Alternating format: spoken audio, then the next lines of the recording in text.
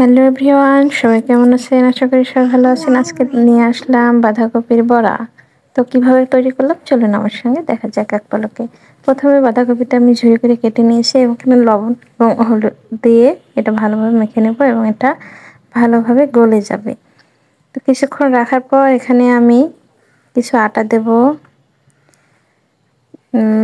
তারপরে দিব এখানে পেঁয়াজ কুচি, রসুন বাটা, পরিমাণ মতো মশলার গুঁড়া, সাথে পেঁয়াজের কিছু কুচি আছে, এসব সমস্ত কিছু দিয়ে দেবো এবং সমস্তটা সুন্দর করে মেখে নেব।